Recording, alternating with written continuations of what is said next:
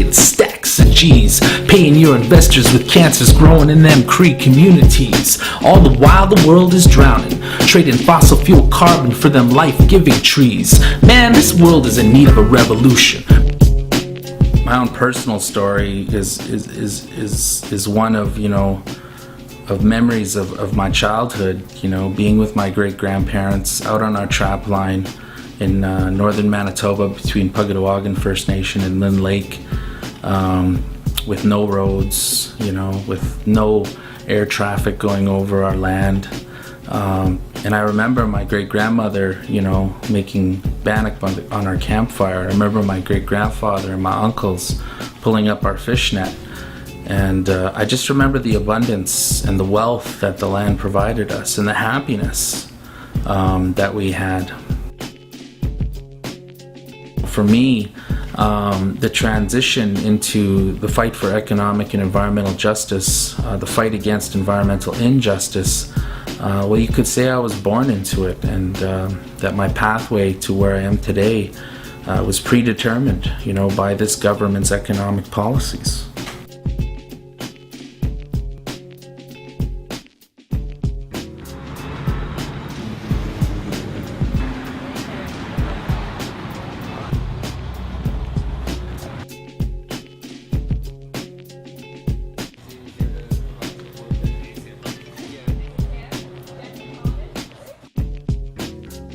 Youth, elders, people fighting for justice, how you doing this morning? Yeah! Welcome to the National Day of Action against the tar sands industry, against the Harper government. The Keystone XL pipeline is a proposed project coming from TransCanada, which is one of the largest transporters of fossil fuels on the planet.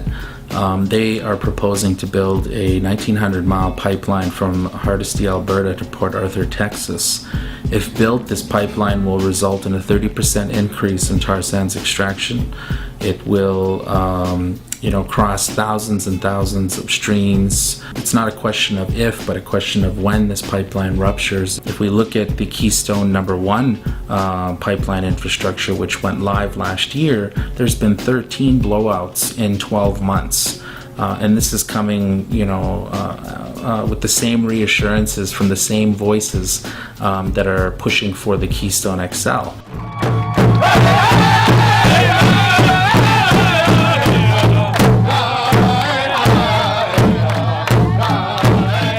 There is no greater representation of the unsustainable path that this country has set upon than the Canadian tar sands. And so, as a father, as a defender of the land, I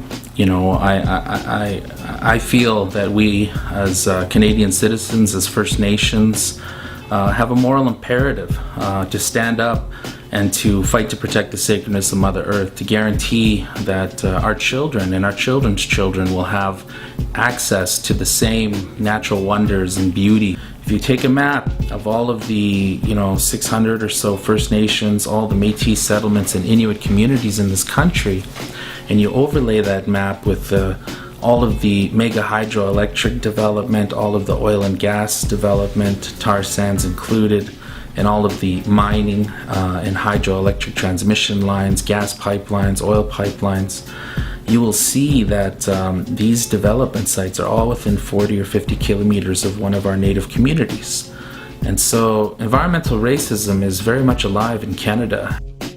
We also know that this government has actively been trying to stifle the voice of First Nations on the front line of tar sands extraction, who have long believed that the cancer clusters in their communities, in places like Fort Chipewyan, for example, are directly tied to the long-term toxic bioaccumulation and exposure to contaminants coming downstream from the tar sands through the water. It's often challenging, when you're doing campaign work, to maintain that balance, to maintain that dedication, to take that time and play with my sons, to be a husband. Quite often this work takes us all over the planet. It's a big commitment, and quite often I'm away from home. and that's very hard on my family, and it's also hard on the psyche. But it's a necessary thing. We must stop the Canadian tar sands because it represents the biggest carbon bomb on the planet.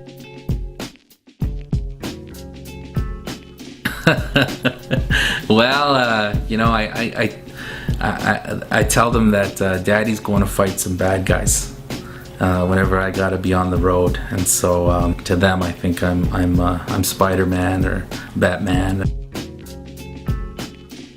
Let us not forget that although Canada did not go into the Iraq War, that it's tar sands oil that's powering the Iraq War. Canada is the biggest provider of oil to the United States of America. And the Trans Mountain Pipeline, owned by Kinder Morgan Pipeline Company, transports roughly 200,000 to 300,000 barrels per day to the Tacoma, Washington Strategic Naval Petroleum Refinery, which is powering up warships and warplanes on their way to the Persian Gulf. And so, again, it's interesting how things get spin doctored, but it couldn't be more further from the truth. Buying oil from Canada is not ethical.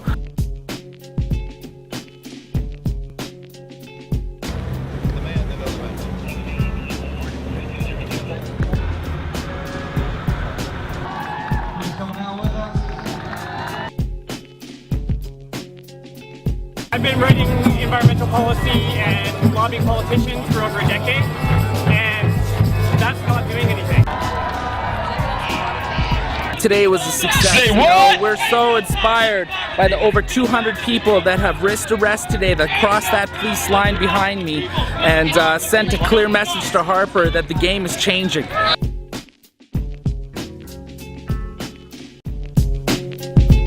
We're gonna take these suckers' profits, ecological debt. We're gonna make these suckers pay.